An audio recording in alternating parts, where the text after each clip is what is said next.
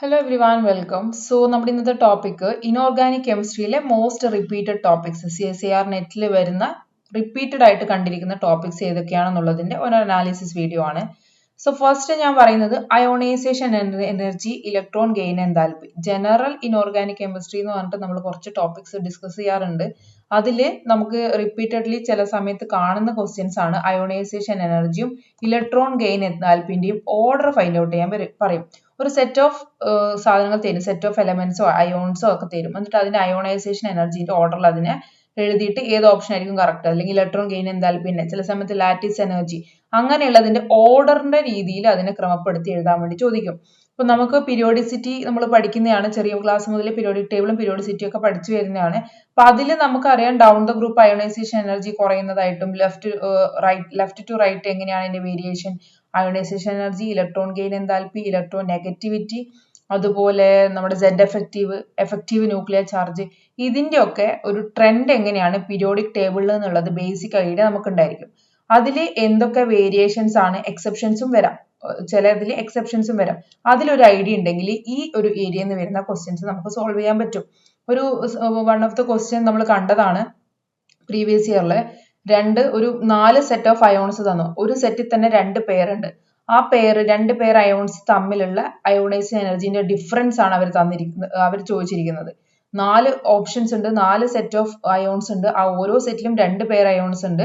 അപ്പൊ ചോദിച്ചത് ഈ സെറ്റ് ഓഫ് അയോൺസിന്റെ അയോണൈസേഷൻ എനർജിന്റെ ഡിഫറൻസിന്റെ ഓർഡറിൽ അതിനെ ക്രമീകരിക്കാനാണ് ഒരു ക്വസ്റ്റ്യൻ വന്നത്. അപ്പൊ ഡിഫറൻസ് ആയാലും അല്ലാതെ ഇൻഡിവിജ്വലി ചോദിക്കുമ്പോഴും സെയിം ട്രെൻഡ് തന്നെയാണ് ഫോളോ ചെയ്ത് വരിക. അപ്പൊ നമ്മൾ കൺഫ്യൂസ് ആക്കാൻ വേണ്ടിയിട്ട് ചില രീതിയിൽ ക്വസ്റ്റ്യൻസ് അങ്ങോട്ടും ഇങ്ങോട്ടും മാറ്റി മറിച്ചൊക്കെ ചോദിക്കും. അയോണൈസേഷൻ എനർജിന്റെ ഇതിലും ഇലക്ട്രോൺ ഗെയിൻ എൻതാൽപ്പി, ഈ കാര്യങ്ങളൊക്കെ നമ്മൾ എങ്ങനെയായിരിക്കും ഓർഡർ വരുന്നതെന്നുള്ളത് അറിഞ്ഞിരിക്കണം ജനറൽ ആയിട്ട്. അപ്പൊ ഇങ്ങനെ ഒരു ക്വസ്റ്റ്യൻ വന്നതിനെ ഈസിലി സോൾവ് ചെയ്യാൻ പറ്റും. അപ്പൊ ഇതിന്റെ ബേസ് എന്താ? Z എഫക്റ്റീവ് ആണ്, എഫക്റ്റീവ് ന്യൂക്ലിയർ ചാർജ് ആണ്. അതെങ്ങനെ മാറുന്നതനുസരിച്ചായിരിക്കും അയോണൈസേഷൻ എനർജി, ഇലക്ട്രോൺ ഗെയിൻ എൻതാൽപ്പിയും മാറുന്നത്. അതുപോലെ തന്നെ നമ്മുടെ ഇലക്ട്രോണിക് കോൺഫിഗറേഷൻ ഇതിനൊരു പ്രധാന കാര്യമാണ്. ഇലക്ട്രോൺ ഗെയിൻ ഇലക്ട്രോൺ നമ്മൾ എങ്ങനെയാണ് 1s2 2s2 അതുപോലെ രീതിയിൽ എഴുതി കഴിഞ്ഞാൽ ഏതിലാണ് ലാസ്റ്റ് ഇലക്ട്രോൺ പോകുന്നത്, ഹാഫ് ഫിൽഡ് ആണോ ഫുള്ളി ഫിൽഡ് ആണോ, അങ്ങനെയാകുമ്പോൾ ഇലക്ട്രോൺ ഗെയിൻ എൻതാൽപ്പി ആയാലും അയോണൈസേഷൻ എനർജി എന്തായാലും എങ്ങനെയാണ് അതിന് മാറ്റം വരുന്നത്, അല്ലെങ്കിൽ Z എഫക്റ്റീവിൽ മാറ്റം വരുമ്പോൾ എങ്ങനെയാണ് വരുന്നത്, പെനട്രേറ്റിംഗ് പവർ S ഓർബിറ്റലിന്റെയും P ഓർബിറ്റലിന്റെയും F ഓർബിറ്റലിന്റെയും പെനിട്രേഷൻ പവർ എങ്ങനെയാണ്, അതിനനുസരിച്ച് ഈ വാല്യൂവിൽ എങ്ങനെ വേരിയേഷൻ വരും. ഈ ഒരു കാര്യത്തിൽ ഒരു ഐഡിയ ഉണ്ടെങ്കിൽ ഈ ഏരിയ എന്ന് വരുന്ന ക്വസ്റ്റ്യൻസ് സോൾവ് ചെയ്യാൻ പറ്റും. അപ്പൊ ഇതിൽ നിന്ന് നമുക്കൊരു ഈ ഒരു ടോപ്പിക്കിൽ നിന്ന് ക്വസ്റ്റ്യൻസ് നമുക്ക് എക്സ്പെക്ട് ചെയ്യാം. പിന്നെ വരുന്നത് ന്യൂക്ലിയർ കെമിസ്ട്രി. ന്യൂക്ലിയർ കെമിസ്ട്രിയിൽ പൊതുവെ വരുന്ന ക്വസ്റ്റ്യൻസ് ആണ് നമ്മുടെ ആൽഫ ഡീകെ അല്ലെങ്കിൽ ഹീലിയം ന്യൂക്ലിയസ് ആണ് ആൽഫ ഡീകെ, അല്ലെങ്കിൽ ബീറ്റ പാർട്ടിക്കിളിന്റെ എമിഷൻ. ഇതൊക്കെ നടക്കുമ്പോൾ നമ്മുടെ പാരന്റ് ആറ്റവും ഡോട്ടർ ആറ്റവും തമ്മിലുള്ള റിലേഷൻ എന്താന്ന് ചോദിക്കും. ഇപ്പൊ ഹീലിയം ന്യൂക്ലിയസ് അല്ലെങ്കിൽ ആൽഫ പാർട്ടിക്കിളിന്റെ എമിഷൻ ആണെങ്കിൽ 2 അറ്റോമിക് നമ്പറും 4 മാസ് നമ്പറും കുറയും. അപ്പൊ അത് ഈ പീരിയഡിൽ എവിടെ വരും, ഗ്രൂപ്പിൽ എവിടെ വരും, ലെഫ്റ്റ് ആയിരിക്കും റൈറ്റ് ആയിരിക്കും, അങ്ങനെയുള്ള ഒരു ഐഡിയ ഉണ്ടാവും. അപ്പൊ അത് ഏത് ഗ്രൂപ്പിലാണ് പെടുന്നത്, അല്ലെങ്കിൽ ആ എലമെന്റിന്റെ പേരെന്താണ്, അങ്ങനെയുള്ള രീതിയിലുള്ള ക്വസ്റ്റ്യൻസ് നിങ്ങൾക്ക് പ്രതീക്ഷിക്കാം. അല്ലെങ്കിൽ എത്ര ആൽഫ പാർട്ടിക്കിൾസിന്റെ എമിഷൻ കൊണ്ടാണ് ഈ ഒരു ഡോട്ടർ എലമെന്റ് ഉണ്ടായിട്ടിരിക്കുന്നത്, അങ്ങനെയും ക്വസ്റ്റ്യൻസ് ചോദിക്കാം. പിന്നെ ഇതിൽ വരുന്നതാണ് N/Z ratio, number of neutrons by Z atomic നമ്പറിന്റെ റേഷ്യോ എന്ന് പറയുന്നത്. നമ്മൾ ഇതിന്റെ N/Z ഗ്രാഫ് വരയ്ക്കുമ്പോൾ നമുക്ക് ഇങ്ങനെ ഒരു ബെൽറ്റ് കിട്ടാറുണ്ട്. ഓക്കെ, ഈ ബെൽറ്റിന്റെ അകത്ത് ഇതിന്റെ ഇങ്ങോട്ടേക്കോ ഈ വാല്യൂ പോകുമ്പോൾ അത് അൺസ്റ്റേബിൾ ആണ്. അപ് ടു Z20 വരികയാണെങ്കിൽ N/Z വാല്യൂ 1 ആയിരിക്കുമ്പോഴായിരിക്കും മോസ്റ്റ് സ്റ്റേബിൾ ആയിട്ട് ന്യൂക്ലിയസ്. അതിൽ പിന്നെ ഒരു ഡിക്കെയോ കാര്യങ്ങളോ നടക്കില്ല എന്നുള്ളതും, N/Z 1.5 ആവുമ്പോൾ അറ്റോമിക് നമ്പർ ഗ്രേറ്റർ ദാൻ 20 ആണ് വരുന്നതെങ്കിൽ 1.5 ആണ് അതിന്റെ ഒരു ഒപ്റ്റിമിസ്റ്റിക് വാല്യൂ. അതിൽ അങ്ങോട്ടോ കുറവോ കൂടുതൽ വരുമ്പോൾ ആ ന്യൂക്ലിയസ് എന്തായിരിക്കും, അൺസ്റ്റേബിൾ ആയിരിക്കും, റേഡിയോ ആക്റ്റീവ് ഡികെ തരും. ഏതൊക്കെ തരത്തിലുള്ള ഡികെ ആണ് തരും, ആൽഫ ഡികെ ആണോ ബീറ്റ ഡികെ ആണോ, രണ്ടും കൂടി തരുമോ, ഗാമ ഡികെ ആണോ, ഇതൊക്കെയുള്ള കാര്യങ്ങൾ നമ്മൾ ഈ ഒരു ഗ്രാഫിൽ നിന്നും പഠിക്കാറുണ്ട്. അപ്പൊ ന്യൂക്ലിയർ കെമിസ്ട്രി നോക്കുമ്പോൾ ഈ പോർഷൻസിൽ കുറച്ച് ഇമ്പോർട്ടൻസ് കൊടുക്കാം. ഇനി നമ്മൾ മെയിൻ ടോപ്പിക് ആയിട്ടുള്ള കെമിക്കൽ ബോണ്ടിങ്ങിലേക്ക് വരുമ്പം, കെമിക്കൽ ബോണ്ടിങ് വളരെ ഇമ്പോർട്ടന്റ് ആയിട്ടുള്ള ചാപ്റ്റർ ആണ്. നമ്മൾ പണ്ട് മുതലേ പഠിച്ചു വരുന്ന ടോപ്പിക്കാണ്, പക്ഷെ അതിൽ നിന്ന് അവർ എക്സ്പെരിമെന്റലി ക്വസ്റ്റ്യൻസ് ചോദിക്കാം. മെയിൻ ആയിട്ട് നമ്മൾ പഠിക്കുന്ന VSAPR തിയറി വെച്ചിട്ട് ജോമെട്രി പറയാനാണ്. ഇപ്പൊ ടെട്രാഹെഡ്രൽ ജോമെട്രി എന്ന് പറഞ്ഞാൽ നമുക്കറിയാം, ടെട്രാഹെഡ്രൽ sp3 എന്നറിയാം. പക്ഷെ ഇതിന്റെ ഷേപ്പ് മാറുന്നത് എങ്ങനെയാ? H2 ആണെങ്കിലും ടെട്രാഹെഡ്രൽ ആണ്, NH3 ആണെങ്കിലും ടെട്രാഹെഡ്രൽ നമുക്കറിയാം. ഇത് ബെൻഡ് ഷേപ്പ്, ഇത് പിരമിഡൽ ഷേപ്പ്. ഇവിടെ ഷേപ്പും ജിയോമെട്രി അല്ലെങ്കിൽ സ്ട്രക്ചറും തമ്മിൽ എന്താ വ്യത്യാസം? ഷേപ്പിൽ നമ്മൾ ലോൺ പെയറിനെ എന്ത് ചെയ്യില്ല, കൗണ്ട് ചെയ്യില്ല. ഇവിടെ ആണെങ്കിൽ ലോൺ പെയറിനെ കൗണ്ട് ചെയ്യും, ലോൺ പെയറിനെയും കൗണ്ട് ചെയ്യും, ബോണ്ട് പെയറിനെയും കൗണ്ട് ചെയ്യും. ഇവിടെ ഷേപ്പിലാണെങ്കിൽ നമ്മൾ ബോണ്ട് പെയറിനെ മാത്രമേ കൗണ്ട് ചെയ്യുള്ളൂ. ആ രീതിയിൽ എങ്ങനെയൊക്കെയാണ് ജിയോമെട്രിയിൽ വ്യത്യാസം വരുന്നത്, എത്ര നമ്പർ ഓഫ് ലോൺ പെയർസ് ഉണ്ട്. ഫോർ എക്സാമ്പിൾ നിങ്ങളുടെ പ്രീവിയസ് ഇയറിൽ ഒരു ക്വസ്റ്റ്യൻ ആണ്, I3 മൈനസ് തന്നു, I3 മൈനസിന്റെ ജോമെട്രിയും തന്നു, അതുപോലെ ജോമെട്രിയും ചോദിച്ചു, പിന്നെ total number of loan pairs എത്ര ഉണ്ട് എന്നുള്ളതും ചോദിച്ചു. അപ്പൊ I3 മൈനസ് എന്ന് പറയുന്നത് ഒരു ലീനിയർ സ്ട്രക്ചർ ആണ്.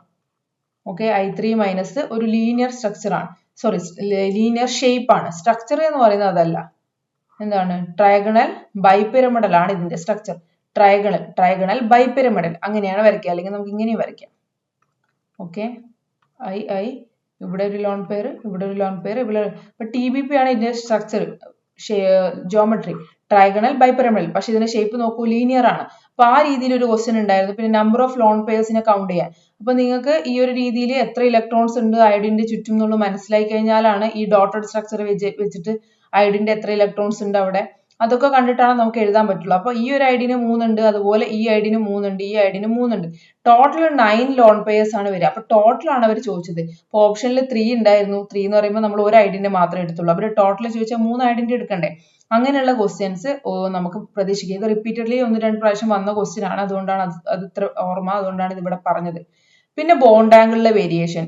ബോണ്ട് ആംഗിൾ നമുക്ക് ടെട്രാഹെഡ്രൽ ജോമെട്രി ആണെങ്കിൽ നമുക്ക് അറിയാം ഒരു ഫിക്സ്ഡ് വാല്യൂ ആണ്. പക്ഷെ അത് ടെട്രാഹെഡ്രൽ അല്ലാതെ ബെൻഡോ പിരമിഡലോ ഒക്കെ ആയിട്ട് മാറുമ്പോൾ അതിന്റെ ബോണ്ട് ആംഗിളിൽ എന്ത് സംഭവിക്കുന്നുണ്ട്, ചെറിയ മാറ്റങ്ങൾ വരുന്നുണ്ട്, ബോണ്ട് ആംഗിൾ ചെറുതായി വരുന്നുണ്ട്. അപ്പൊ ഈ ബോണ്ട് ആംഗിൾ ഷേപ്പിനനുസരിച്ച് മാറും. പക്ഷെ മറ്റേ പെർട്ടിക്കുലർ ജോമെട്രിക്ക് ഒരു ഫിക്സ്ഡ് ബോണ്ട് ആംഗിൾ ആയിരിക്കും, പക്ഷെ നമ്മുടെ ഷേപ്പിന് ഡിഫറെന്റ് ബോണ്ട് ആംഗിൾ ആയിരിക്കും. ആ ഒരു ബോണ്ട് ആംഗിൾ തന്നെ NH3ക്കും NF3യും കൺസിഡർ ചെയ്യുമ്പോൾ രണ്ടിനെയും സെയിം ആയിരിക്കില്ല.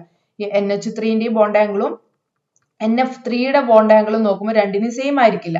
അതിനുള്ള കാരണം ഇലക്ട്രോനെഗറ്റിവിറ്റി ഡിഫറൻസ് ആണ്. ഈ സറൗണ്ടിങ് ആയിട്ടുള്ള ആറ്റത്തിന്റെ എഫിനെയും ഹൈഡ്രജനെയും നോക്കുമ്പോൾ രണ്ടിനെയും ഇലക്ട്രോനെഗറ്റിവിറ്റി വ്യത്യാസമുണ്ട്, അതുപോലെ സൈസിൽ വ്യത്യാസമുണ്ട്. അപ്പൊ ഇതിന്റെ ബോണ്ട് ആംഗിൾ മാറും. ഈ ഒരു രീതിയിലുള്ള കൺസെപ്റ്റ് നമ്മൾ കെമിക്കൽ ബോണ്ടിങ്ങിൽ പഠിക്കുന്നതാണ്. അപ്പൊ അതിനനുസരിച്ചുള്ള ക്വസ്റ്റ്യൻ നമുക്ക് പ്രതീക്ഷിക്കാം. പിന്നെ ഹൈബ്രിഡൈസേഷൻ ചോദിക്കാം, ഡിഫറെന്റ് നമുക്ക് പരിചയമുള്ള H2 NH3 നൽകി ചോദിച്ചിട്ട് കാര്യമില്ല, നെറ്റ് ലെവൽ ക്വസ്റ്റ്യൻസ് ആണ്. അപ്പം വലിയ കൂടി കുറച്ച് കോംപ്ലക്സ് ആയിട്ടുള്ള മോളിക്യൂളോ കോമ്പൗണ്ടോ തരും, എന്നിട്ട് അതിന്റെ ഹൈബ്രിഡൈസേഷൻ ചോദിക്കും.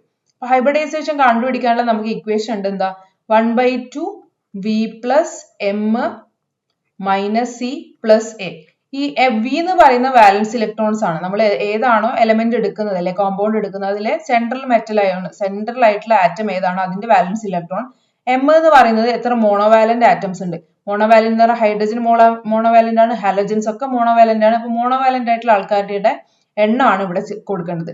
C എന്ന് പറഞ്ഞാൽ കാറ്റയോൺസിന്റെ ചാർജ്. ഇപ്പോൾ 2+ ആണ് ആ ഒരു കോംപ്ലക്സിന്റെ അല്ലെങ്കിൽ ആ ഒരു കോമ്പൗണ്ടിന്റെ ചാർജ് എങ്കിൽ നമ്മൾ ഇവിടെ -2 എന്ന് കൊടുക്കണം. +2 ചാർജ് ആണെങ്കിൽ നമ്മൾ അത് മൈനസ് ചെയ്യണം.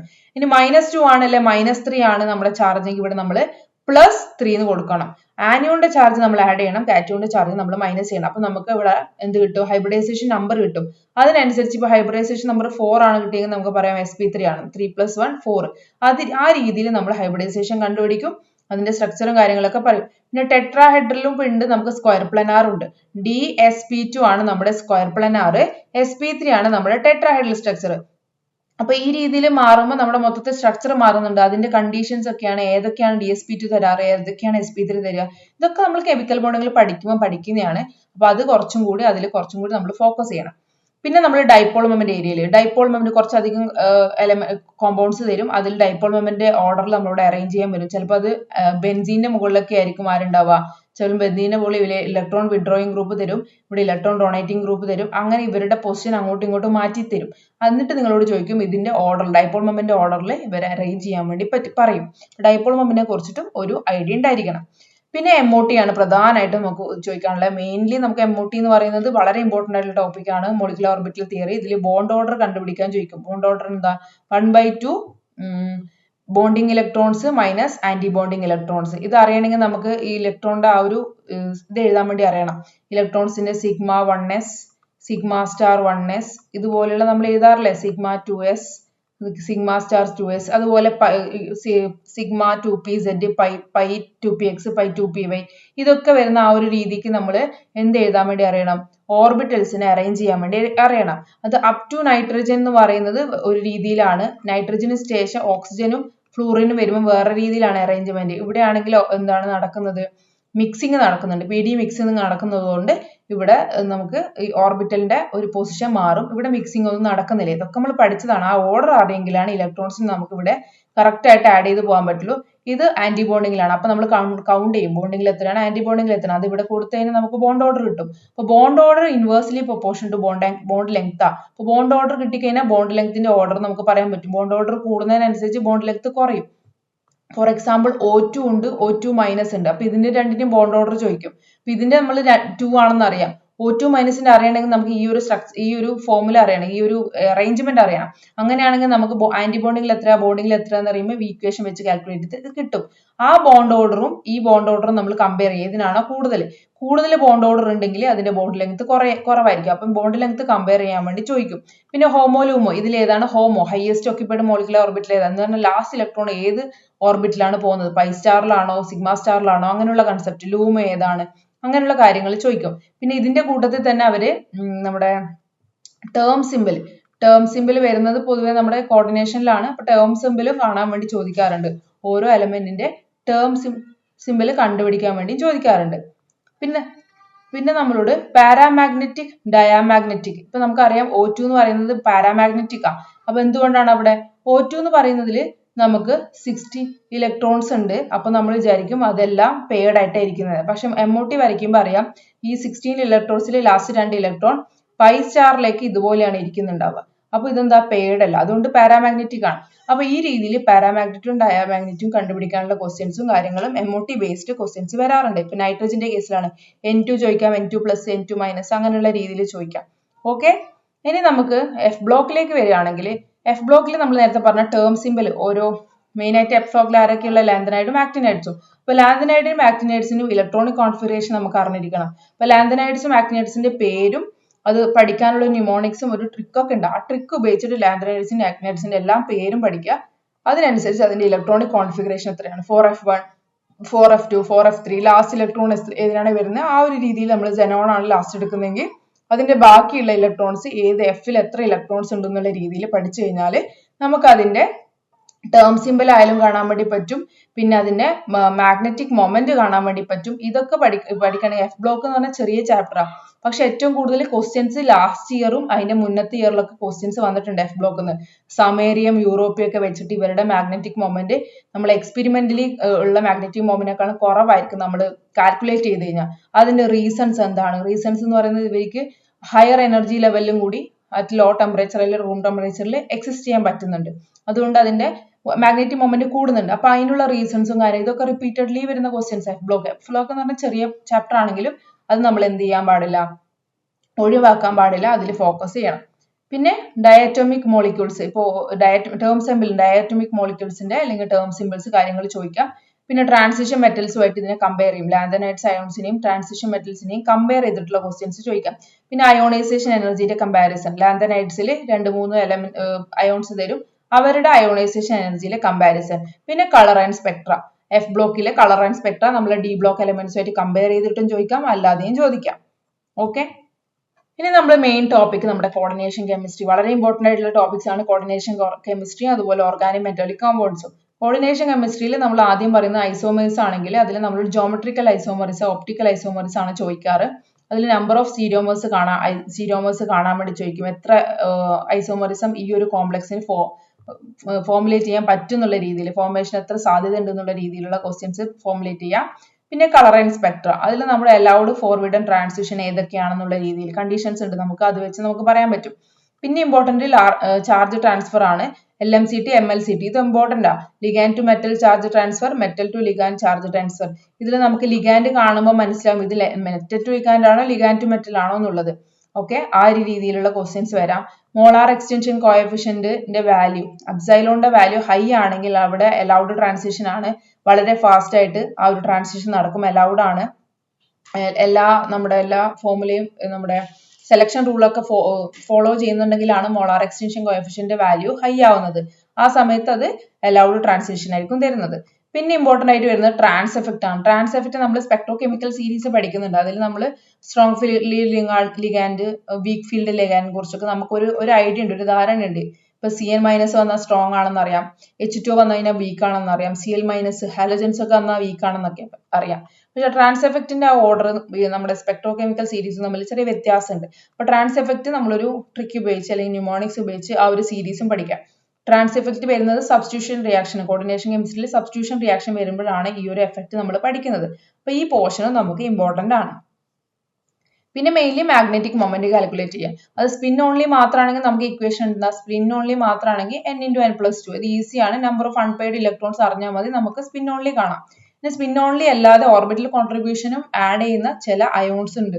അതിന്റെ കണ്ടീഷൻസും നമ്മൾ പഠിക്കുന്നുണ്ട്. ഏതൊക്കെ ജോമെട്രി വരുമ്പോഴാണ് അല്ലെങ്കിൽ ഏതൊക്കെ കോൺഫിഗറേഷൻ വരുമ്പോഴാണ് ഓർബിറ്റൽ കോൺട്രിബ്യൂഷൻ വരുന്നത്, അപ്പോഴാണ് നമ്മൾ അത് കൺസിഡർ ചെയ്യേണ്ടത്. അപ്പൊ ആ രീതിയിലും വരുന്നുണ്ട്. ഇപ്പൊ ഇത് നമ്മൾ ഡിഗ്രി ലെവലൊക്കെയാണ് ഈ ഒരു ഇക്വേഷൻ മാത്രം യൂസ് ചെയ്യാം. നെറ്റ് എക്സാമിന്റെ point of view orbital contribution വരുന്ന കോൺഫിഗറേഷൻ ഉണ്ട്, ഇലക്ട്രോണിക് കോൺഫിഗറേഷൻ, അത് ഏതൊക്കെയാണ്, അപ്പൊ അതിന്റെ ഇക്വേഷൻ ഏതൊക്കെയാണ് എന്നുള്ള രീതിയിൽ നമ്മൾ കുറച്ചും കൂടി അഡ്വാൻസ്ഡ് ആയിട്ടുള്ള ക്വസ്റ്റ്യൻസ് ആയിരിക്കും ഈ ഒരു ടോപ്പിക്കിൽ നിന്ന് വരിക. പിന്നെ G വാല്യൂ കാൽക്കുലേറ്റ് ചെയ്യാനുള്ള ഇക്വേഷൻ ഉണ്ട്, അത് നോക്കണം. പിന്നെ വരുന്നത് ഓർഗൽ ഡയഗ്രാം. ഇതും ഇമ്പോർട്ടന്റ് ആണ്. നമ്മുടെ അലൗഡ് ട്രാൻസിഷൻ, സ്പിൻ മൾട്ടിപ്ലിസിറ്റി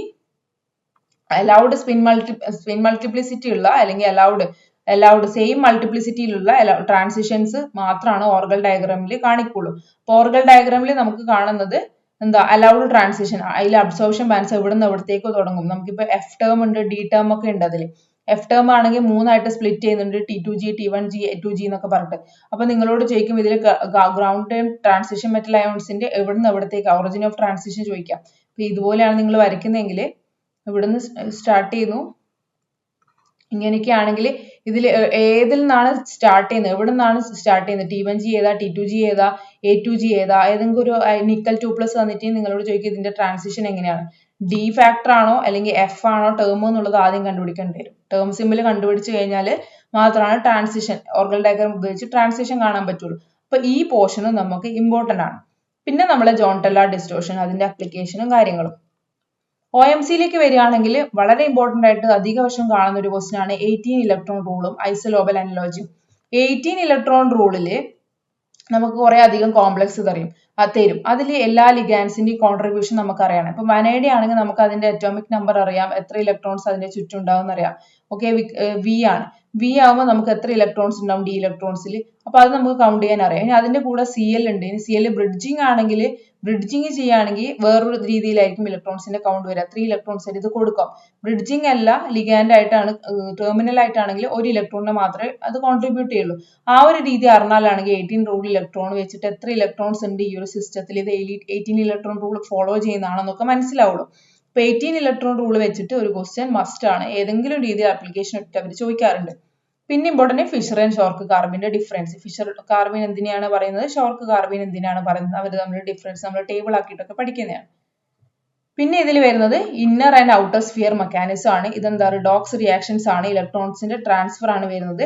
ഇപ്പൊ ഇന്നർ സ്ഫിയർ ആണോ ഔട്ടർ സ്ഫിയർ ആണോ അത് മെക്കാനിസം ചെയ്യുന്നത്, ബ്രിഡ്ജ് ലിഗാൻഡ് വരികയാണെങ്കിൽ ഏത് രീതിയിലാണ് മെക്കാനിസം തരിക, അത് ഏതൊക്കെ മെറ്റൽ അയോൺസ് ഏതൊക്കെ കോൺഫിഗറേഷൻ വരുമ്പോഴാണോ ബിഗ് ഫീൽഡ് ലിഗാനും സ്ട്രോങ് ഫീൽഡ് ലിഗാൻഡ് ഒക്കെ വരുമ്പോൾ എങ്ങനെ മാറുന്നു എന്നുള്ളതൊക്കെ നമ്മൾ പഠിക്കുന്നുണ്ട്.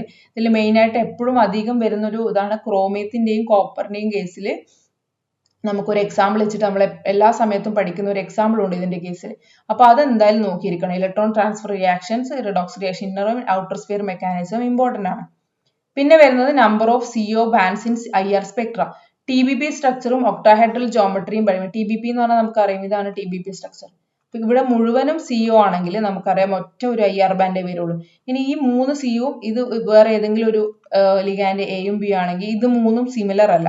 ഒന്ന് പ്ലാനാറില, രണ്ടെണ്ണം പ്ലെയിനിലുള്ളത്, ഇത് പിരമിഡിലുള്ള. അപ്പൊ ഈ 3എണ്ണത്തിന്റെയും എൻവയോൺമെന്റ് ഡിഫറെന്റ് ആണ്. എൻവയോൺമെന്റ് ഡിഫറെന്റ് ആകുമ്പോൾ ഡിഫറെന്റ് ബാൻഡ്സ് തരും. അപ്പൊ അതിനുള്ള ട്രിക്കും നമ്മൾ പഠിക്കുന്നുണ്ട്. TBP ഒക്ടാഹെഡ്രൽ ജോമെട്രി ആണെങ്കിൽ എങ്ങനെയായിരിക്കും ഈ IR സ്പെക്ട്രന്റെ കൗണ്ട് നമ്മൾ കാണുന്നതിനുള്ളതിന്റെ ട്രിക്കും നമ്മൾ പഠിക്കുന്നുണ്ട്. അപ്പൊ അതിലൊന്ന് ഫോക്കസ് ചെയ്യാം. പിന്നെ ഇമ്പോർട്ടന്റ് വെയ്റ്റ്സ് റൂൾ ആണ്. വെയ്റ്റ്സ് റൂൾ വെച്ചിട്ട് നമ്മൾ ക്ലസ്റ്റർ ടൈപ്പും ബൊറൈൻസിന്റെയും കാർബോറൈൻസ് ആയിരിക്കും മെയിൻ ലെവലിൽ ചോദിക്കുക. ബൊറൈൻസ് നമുക്ക് എപ്പോഴും അറിയുന്ന കാർബണിയും കൂടി ആഡ് ചെയ്തിട്ടുള്ള ബൊറൈൻസിന്റെ ക്ലോസോ ആണോ, നിഡോ ആണോ, അരാക്കിനി ആണോ, അങ്ങനെയുള്ള കേസസ് ചോദിക്കും. പിന്നെ ക്ലസ്റ്റർ ടൈപ്പ് ചോദിക്കും, സ്ട്രക്ചർ ജോമെട്രി ചോദിക്കും. ഇപ്പം 60 ടോട്ടൽ ഇലക്ട്രോൺസ് 80 ആണെങ്കിൽ അതിന്റെ ജോമെട്രി എന്താണ്, 72 ആണെങ്കിൽ എത്രയാണ് ജോമെട്രി, 90 ടോട്ടൽ ഇലക്ട്രോൺസ് 90 ആണെങ്കിൽ അതിന്റെ ജോമെട്രി എന്താ. അപ്പൊ ടോട്ടൽ ഇലക്ട്രോൺസ് കാൽക്കുലേറ്റ് ചെയ്യാൻ നമുക്ക് അറിയണം അതിനനുസരിച്ചുള്ള ജോമെട്രി ഏതാന്നുള്ളതും ബൈ ഹാർട്ട് നമ്മൾ പഠിക്കേണ്ടത് തന്നെയാണ്. അതിനും കുറച്ച് ട്രിക്ക് നിങ്ങൾ പഠിച്ചിട്ടുണ്ടാവും ന്യൂമോണിക്സ്, അത് വെച്ചിട്ട് സോൾവ് ചെയ്യാം. പിന്നെ OMC വരുന്നതാണ് മെറ്റൽ കാർബണൈൻസ്. മെറ്റൽ കാർബണൈൻസിന്റെ റിയാക്ഷൻസും കാര്യങ്ങളും ഒക്കെ നമ്മൾ പഠിക്കുന്നതാണ്. അതും ഇമ്പോർട്ടന്റ് ആയിട്ടുള്ള ടോപ്പിക് ആണ്.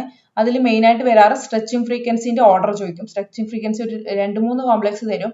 അതിൽ ബാക്ക് ബോണ്ടിങ് എന്നുള്ള കോൺസെപ്റ്റ് ആണ് വരിക. ബാക്ക് ബോണ്ടിങ് കൂടുന്ന സമയത്ത് C ഡബിൾ ബോണ്ട്, ഇപ്പൊ കാർബണൈൽ എന്ന് പറയുമ്പോൾ ഇങ്ങനെയാണ് കാർബണൈൽ വരിക. അപ്പൊ ഈ ഒരു ബോണ്ട് ഇവിടെ മെറ്റൽ ഉണ്ടെങ്കിൽ ഇവിടെ ബാക്ക് ബോണ്ടിങ് അധികമാവുന്നുണ്ടെങ്കിൽ ഇവർ തമ്മിലുള്ള ബോണ്ട് കുറയും.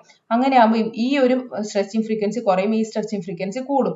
ആ ഒരു രീതിയിൽ നമ്മൾ പഠിക്കുന്നതാണ്. അപ്പൊ ബാക്ക് ബോണ്ടിങ് ആണ് ഇവിടുത്തെ കൺസെപ്റ്റ്. അത് വെച്ച് തന്നെ നമുക്ക് ബോണ്ട് ലെങ്ത്തും ഇവിടെ ഡിസ്കസ് ചെയ്യാം. ബോണ്ട് ലെങ്ത്തിന്റെ ഓർഡറും പറയാം. സ്ട്രെച്ചിങ് ഫ്രീക്വൻസി പോലെ തന്നെ ബോണ്ട് ലെങ്ത്തിന്റെ ഓർഡറും പറയാം. ബാക്ക് ബോണ്ടിങ് ആണ് നമ്മുടെ അതിന്റെ മെയിൻ ആയിട്ടുള്ള അതിന്റെ ഒരു ബേസ് എന്ന് പറയുന്നത്. അപ്പൊ മെറ്റൽ കാർബണൈൽസും OMC-യിൽ ഇമ്പോർട്ടന്റ് ആയിട്ടുള്ള ടോപ്പിക് ആണ്. പിന്നെ നമ്മൾ ആസിഡ് ആൻഡ് ബേസസ്. ഇത് നമ്മൾ സിമ്പിൾ ടോപ്പിക് ആണ്, ചെറിയ ചാപ്റ്റർ ആണ്. ഇതിൽ നിന്ന് വരിക നമ്മൾ സാധാരണ പഠിക്കുന്ന ആസിഡ് ബേസ്, ഇത് ആസിഡ് ആണോ ബേസ് ആണോ, ഇതിന്റെ ബേസിസിറ്റി എന്താ, ആസിഡിസിറ്റി എന്താ, അതൊക്കെ നമ്മൾ പഠിക്കുന്നത് aqueous സൊല്യൂഷനിലാണ്. H2O, HCl, H2SO4, NaOH, ഇതൊക്കെ നമ്മൾ ആസിഡ് ബേസ് ആണെന്ന് പറയുന്നത്. അതൊക്കെ നമ്മൾ വാട്ടറിൽ ഡിസോൾവ് ആകുമ്പോൾ എങ്ങനെ ബിഹേവ് ചെയ്യുന്നതിനെ കുറിച്ചിട്ടാണ്. പക്ഷെ ഇതിൽ നമ്മൾ ആസിഡിറ്റിയും ബേസിസിനെ നോൺ അക്വസ് സോൾവെന്റ്സിന്റെ കേസിലാണ് പറയാം. NH3 ആണെങ്കിൽ NH3, NH4+, NH2-. അപ്പൊ ഈ NH3ന്റെ എന്താ പോസിറ്റീവ് പാർട്ട് H+, നമ്മളിപ്പം വാട്ടർ ആണെങ്കിൽ എന്തൊക്കെയാണ് തരുന്നത്, H2O തരുന്നുണ്ട്, H+ഉം തരുന്നുണ്ട്, OH- തരുന്നുണ്ട്, H+ഉം തരുന്നുണ്ട്. അപ്പൊ H+ന് പകരം ഇവിടെ NH3 ആണെങ്കിൽ NH4+ ആ തരിക. അപ്പൊ അതിന്റെ ആസിഡിസിറ്റി കാണിക്കണമെങ്കിൽ NH4+, ഒരു സാൾട്ട് NH4Cl ആണെങ്കിൽ NH4Cl in NH3 ആണെങ്കിൽ ഈ NH4+ ആണല്ലോ ഇത് തരിക, NH4+ തരും. അങ്ങനെയാണെങ്കിൽ ഇത് ആസിഡിക് ബിഹേവിയർ ആണ് കാണിക്കുന്നതെന്ന് പറയാം, നോൺ അക്വസ് സോൾവെന്റ് ആയിട്ടുള്ള NH3-ൽ. ഓക്കെ, ഇവിടെ വാട്ടർ എടുക്കുകയാണെങ്കിലാണ് നമുക്ക് H+ കിട്ടേണ്ടത് ആസിഡ് ആവണമെങ്കിൽ. ആസിഡ് എന്ന് പറഞ്ഞാൽ H+നെ റിലീസ് ചെയ്യുന്നതാണ്. അത് എന്തിന്റെ കേസിലാണ്, വാട്ടർ ആണ് നമ്മൾ സോൾവെന്റ് എടുക്കുന്നെങ്കിലാണ്. ഇവിടെ നമ്മൾ വാട്ടർ അല്ലാത്ത വേറെ നോൺ അക്വസ് സോൾവെന്റ്സ് ആയിട്ട് NH3 എടുക്കുകയാണെങ്കിൽ അവിടെ NH4+ ഉണ്ടായാലാണ് അത് ആസിഡായിട്ട് ബിഹേവ് ചെയ്യുക. ആ കൺസെപ്റ്റ് ആണ് മെയിൻലി നമ്മൾ ആസിഡ് ആൻഡ് ബേസിസിൽ ഇമ്പോർട്ടന്റ് ആയിട്ട് നോക്കേണ്ടത്. നെറ്റ് പോയിന്റ് ഓഫ് വ്യൂല് അല്ലെങ്കിൽ ഹയർ സ്റ്റഡീസ് നമ്മൾ എത്തി, ഇവിടെ ഡിഗ്രി ലെവലൊക്കെ ആണെങ്കിൽ നമ്മൾ ഈ ഒരു അക്വസ് സോൾവെന്റ്സിലേക്ക് എത്തുള്ളൂ. നോൺ അക്വസ് സോൾവെന്റ്സിൽ വരുന്ന ബിഹേവിയറിനെ കുറിച്ചിട്ടാണ് ആസിഡ് ബേസിസിൽ കൂടുതൽ ഇമ്പോർട്ടൻസ് കൊടുക്കേണ്ടത്. പിന്നെ ബയോ ഇൻഓർഗാനിക്കിൽ ഹീമോഗ്ലോബിൻ, ഹീമോസൈനിൻ, ഹീമെരിത്രിൻ, ഇതൊക്കെ അല്ലെങ്കിൽ മയോഗ്ലോബിൻ. ഹീമോഗ്ലോബിൻ ആണെങ്കിൽ എന്താ, നമുക്ക് നാല് ഇത് കൂടി ചേർന്നിട്ടാണ് ഹീമോഗ്ലോബിൻ ഉണ്ടാകുമെങ്കിൽ മോണോമർ ടൈപ്പ് ആണ് നമ്മുടെ മയോഗ്ലോബിൻ. ആ ഒരു കണ്ടീഷൻസ് ഒക്കെ അറിയാം. pH വേരി ചെയ്യുമ്പോൾ ഇതെങ്ങനെയാണ് വേരി ചെയ്യുന്നത്. ഹീമോസൈനിൻ ആണെങ്കിൽ അവിടെ നമ്മൾ കോപ്പർ ആണുള്ളത് നമുക്കറിയണം. കോപ്പർ ആണ് മെറ്റൽ. ഹീമോ എന്നുള്ള പേരുണ്ടെങ്കിൽ കൂടി അവിടെ അയൺ ഇല്ല. ഹെമിരിത്രിനിൽ Fe ആണ് കണ്ടന്റ്. അപ്പൊ ഇങ്ങനെയുള്ള കാര്യങ്ങൾ ഇപ്പൊ ബയോ ഇൻഓർഗാനിക് എന്ന് പറഞ്ഞാലും വാസ്റ്റ് ടോപ്പിക് തന്നെയാണ്, പണ്ട് മുതലേ പഠിച്ചു വരുന്ന വാസ്റ്റ് ടോപ്പിക് ആണ്. പക്ഷെ അതില് പണ്ടൊക്കെ ആണെന്നുണ്ടെങ്കിൽ ചെറിയ ചെറിയ ടോപ്പിക്സ് ആയിട്ട് അവർ പറഞ്ഞു നിർത്താറുണ്ട്. ഇപ്പം കുറച്ച് ഡീപ്പ് ആയിട്ടുള്ള ക്വസ്റ്റ്യൻസും ഇതിൽ നിന്ന് ചോദിക്കാറുണ്ട്. സൈറ്റോക്രോംസ്, ഇലക്ട്രോണിന്റെ ട്രാൻസ്ഫർ, അതിനെ കുറിച്ചിട്ടുള്ള ക്വസ്റ്റ്യൻസ് നമുക്ക് ഇതിൽ നിന്ന് കാണാൻ വേണ്ടി പറ്റും. സോ ഇനി നമ്മൾ ESR സ്പെക്ട്രോസ്കോപ്പി അല്ലെങ്കിൽ ഇനോർഗാനിക് സ്പെക്ട്രോസ്കോപ്പിയിൽ നമുക്ക് പഠിക്കാനുള്ളത് ESR-ഉം മോസ്ബിയറും ആണ്. അപ്പൊ മോസ്ബിയറിന് ക്വസ്റ്റ്യൻസ് റിപ്പീറ്റഡ്ലി വരാറില്ല. അതിലുള്ള ക്വസ്റ്റ്യൻ ചോദിക്കുന്ന 2-3 പോർഷൻസ് ഉണ്ട്, അതിൽ നിന്നാണ് വരുന്നെങ്കിൽ വരാറുള്ളൂ. പക്ഷെ റിപ്പീറ്റഡ് ആയിട്ട് കാണാറില്ല. ESR എന്നാണ് റിപ്പീറ്റഡ് ആയിട്ട് സ്പെക്ട്രോസ്കോപ്പിയിൽ നമുക്ക് ESR എന്നാണ് വരാറുള്ളത്. ഇതിൽ മെയിൻ ആയിട്ട് ചോദിക്കുക നമ്പർ ഓഫ് ഫൈൻ ലൈൻസ് കാണാൻ വേണ്ടിയിട്ടാണ് ചോദിക്കുക. എത്ര 2ni+1 എന്ന് പറഞ്ഞ ഇക്വേഷൻസ് ആണ് നമ്മൾ അതിന് യൂസ് ചെയ്യാറ് കണ്ടുപിടിക്കാൻ വേണ്ടിയിട്ട്. അപ്പം സെയിം കൈൻഡ് ഓഫ് ന്യൂക്ലിയസ് ആണെങ്കിൽ നമ്മൾ അതിനെ ആഡ് ചെയ്തിട്ട് n-ന്റെ വാല്യൂ പുട്ട് ചെയ്യും. I എന്ന് പറയുന്നത് ആ സ്പിൻ സ്റ്റേറ്റ് എത്രയാണോ, നൈട്രജന്റെ സ്റ്റേറ്റിൽ I-യുടെ വാല്യൂ 1 ആണ് വരിക. കോപ്പർ ആണെങ്കിൽ 3/2 ആണ് വരാറ്. അങ്ങനെ ഓരോന്നിനും ഓരോ വാല്യൂസ് ഉണ്ട്, I വാല്യൂസ് മാറും. സ്പിൻ വാല്യൂസ് മാറുന്നതിനനുസരിച്ച് നമ്മുടെ നമ്മൾ കാൽക്കുലേറ്റ് ചെയ്യുന്ന വാല്യൂ മാറും. ഹൈഡ്രജൻ ആണെങ്കിൽ 1/2 ആണ്. ഇത് നമ്മള് നമ്മുടെ NMR പഠിക്കുകയാണെങ്കിൽ, NMR നമ്മൾ ഓർഗാനിക് NMR പഠിക്കുന്ന സമയത്ത് NMR കൃത്യമായിട്ട് പഠിച്ചിട്ടുണ്ടെങ്കിൽ ഇത് കുറച്ചും കൂടി എളുപ്പമായിരിക്കും. NMR നമ്മൾ സ്പിൻ സ്റ്റേറ്റും കാര്യങ്ങളൊക്കെയാണ് പഠിക്കുന്നത്, പക്ഷെ അവിടെ ന്യൂക്ലിയസിന്റെ സ്പിൻ സ്റ്റേറ്റ് ആണ്. ESR-ലാണെങ്കിൽ നമ്മൾ ഇലക്ട്രോണിന്റെ സ്പിൻ സ്റ്റേറ്റും അതിന്റെ എക്സൈറ്റേഷനും കാര്യങ്ങളൊക്കെയാണ് ഡിസ്കസ് ചെയ്യുന്നത് മാത്രം. ഇതിൽ മെയിൻ ആയിട്ട് ഡിഫറെന്റ് ന്യൂക്ലിയസ് വരികയാണെങ്കിൽ ഡിഫറെന്റ് ആയിട്ട് നമ്മൾ കൺസിഡർ ചെയ്യണം. എന്നിട്ട് അതിനെ മൾട്ടിപ്ലൈ ചെയ്തിട്ടായിരിക്കും നമ്പർ ഓഫ് ഫൈൻ ലൈൻസ് കാണേണ്ടി വരിക. G പാരലലും G പെർപെൻഡിക്കുലറും ആയിട്ട് ചോദിക്കും. G പാരലൽ അല്ലെങ്കിൽ G പെർപെൻഡിക്കുലർ G പാരലലും ചോദിച്ചിട്ട് അതിൽ എത്ര സെറ്റ് ഓഫ് ലൈൻസ് വരുന്നുള്ള ക്വസ്റ്റ്യൻസ് ചോദിക്കാറുണ്ട്. ടെട്രഹണൽ ഇലോങ്ങേഷനും കംപ്രഷനും വരുന്ന രീതിയിൽ സ്ക്വയർ പ്ലാനാർ മോളിക്യൂൾസ് ആയാലും ടെട്രഹണൽ ഇലോങ്ങേഷൻ കംപ്രഷൻ ഒക്കെ വരുന്ന സമയത്ത് G പാരലലും G പെർപെൻഡിക്കുലർ സെറ്റ് ഓഫ് ലൈൻസിൽ വ്യത്യാസം വരാറുണ്ട്. അപ്പൊ അതിനെക്കുറിച്ച് G parallel greater than G perpendicular ആണോ, അതോ ഈക്വൽ ആണോ, അതോ ലെസ് ദാൻ ആണോ, അല്ലെങ്കിൽ എത്ര സെറ്റ് ഓഫ് ലൈൻസ് ഉണ്ട് എന്നൊക്കെയാണ് ESRൽ പൊതുവെ ചോദിക്കാറ്. അല്ലെങ്കിൽ നമ്പർ ഓഫ് ഫൈൻ ലൈൻസ് കണ്ടുപിടിക്കാനുള്ള സിമ്പിൾ ക്വസ്റ്റ്യൻസും ഉണ്ടാവും. അപ്പൊ നമുക്ക് അറിയുന്നത് എന്താ, ഇലക്ട്രോൺസ് പെയർഡ് അല്ലാത്ത ഇലക്ട്രോൺസിന്റെ പ്രസൻസിലാണ് ESR കാണിക്കാന്ന് അറിയാം. അതാണ് അതിന്റെ ബേസ്. അപ്പൊ ESR എന്നുള്ള ക്വസ്റ്റ്യൻസ് നമുക്ക് റിപ്പീറ്റഡ് ആയിട്ട് കാണാൻ പറ്റുന്നുണ്ട് പ്രീവിയസ് ഇയർ ക്വസ്റ്റ്യൻസ് നോക്കുമ്പോൾ. അപ്പൊ ഇത്രയും ടോപ്പിക്കാണ് ഇനോർഗാനിക്കിൽ നമ്മൾ ഇമ്പോർട്ടന്റ് ആയിട്ട് പറയുന്ന ടോപ്പിക്ക്. നമ്മൾ ഇനോർഗാനിക് എന്ന് പറയുമ്പോൾ നമുക്ക് അറിയാം ടോപ്പിക് വൈസ് നമുക്ക് സിലബസ് വൈസ് കുറച്ച് ചെറുതാണ് കമ്പയർ ടു ഫിസിക്കലും നമ്മുടെ ഓർഗാനിക്കും കമ്പയർ ചെയ്യുമ്പോൾ ഇനോർഗാനിക് കെമിസ്ട്രി കുറച്ചും കൂടി കുറവാണ് നമുക്ക് ചാപ്റ്റേഴ്സ് പഠിക്കാനുള്ളത്. അതുകൊണ്ട് ആരും ഒമിറ്റ് ചെയ്യാത്ത പോർഷൻസും ആണ്. അപ്പൊ കൃത്യമായിട്ട് എല്ലാ ടോപ്പിക്സും പഠിച്ചു വെക്കുകയാണെങ്കിൽ ഇതിൽ നിന്ന് വരുന്ന ഭൂരിഭാഗം ക്വസ്റ്റ്യൻസ് നമുക്ക് അറ്റൻഡ് ചെയ്യാൻ പറ്റും.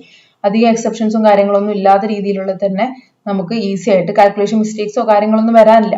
അപ്പൊ എത്രയും നന്നായിട്ട് സ്കോർ ചെയ്യാൻ പറ്റുന്നതായിരിക്കും ഇനോർഗാനിക്. അപ്പൊ ഇനോർഗാനിക് പഠിക്കുമ്പോൾ ഇൻ ഡെപ്തിൽ തന്നെ പഠിക്കണം, കൺസെപ്റ്റ് മനസ്സിലാക്കി പഠിക്കണം. കാരണം കൺസെപ്ച്വൽ ബേസ്ഡ് ആയിട്ടുള്ള ക്വസ്റ്റ്യൻസ് ആണ് ഇതിൽ നിന്ന് വരിക. കാൽക്കുലേഷൻസും കാര്യങ്ങളൊക്കെ കുറവായിരിക്കും. അതുകൊണ്ട് ഇനോർഗാനിക് നമുക്ക് സ്കോർ ചെയ്യാൻ എളുപ്പമായിരിക്കും. ഇത്രയും ഇമ്പോർട്ടന്റ് ആയിട്ടുള്ള ടോപ്പിക്സിൽ കുറച്ചും കൂടി നമ്മൾ ഫോക്കസ് ചെയ്യുക. ബാക്കിയുള്ള ടോപ്പിക്കും പഠിക്കണം. ഇതിൽ കുറച്ചും കൂടി സ്ട്രെസ് കൊടുത്തിട്ട് പഠിച്ചിട്ട് റിവിഷൻ ചെയ്യുന്ന സമയത്ത് കുറച്ചും കൂടി കൂടുതൽ സമയം ഇതിനു വേണ്ടി നമ്മൾ സ്പെൻഡ് ചെയ്യാം. ഓക്കെ, അപ്പം thank you so much. Will see in another video.